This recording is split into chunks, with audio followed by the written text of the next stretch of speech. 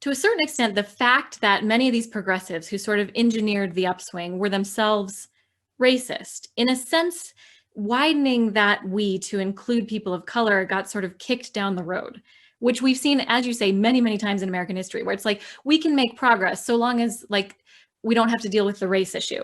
Do you know what I mean? And we sort of sacrifice the needs of people of color on the altar of progress, in a sense.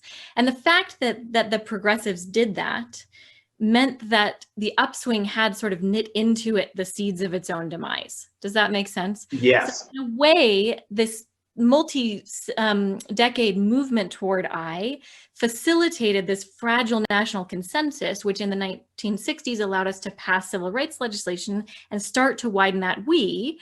But the fact that we hadn't done the work underneath that of real racial reconciliation meant that the minute that those laws were in place, white Americans started to say, not in my backyard. Like, I agree with this in principle. And the survey data fascinatingly show this quite clearly. Everybody was, in support of the civil rights legislation. And then the minute that it was passed, they started thinking, oh, the Johnson administration started moving too quickly and implementing integration, these sorts of things. So that's that white backlash that we're talking about, which then becomes a part of this unraveling of the we. Now, did America make a broader turn toward I? And that was what triggered the white backlash, or did the white backlash trigger a broader turn toward I? That's really hard to say, but the two definitely happened together.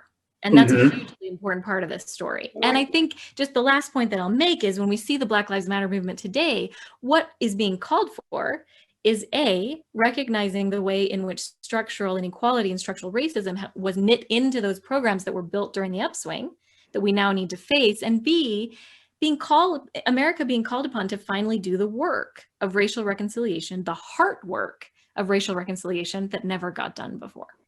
And I want to make sure, Shaylin, did you say the hard work or the heart work? Both. I said heart work as in this heart, but the heart work is the harder work, right? And that's why we never do it. We think we can do the work with policies and politics and programs.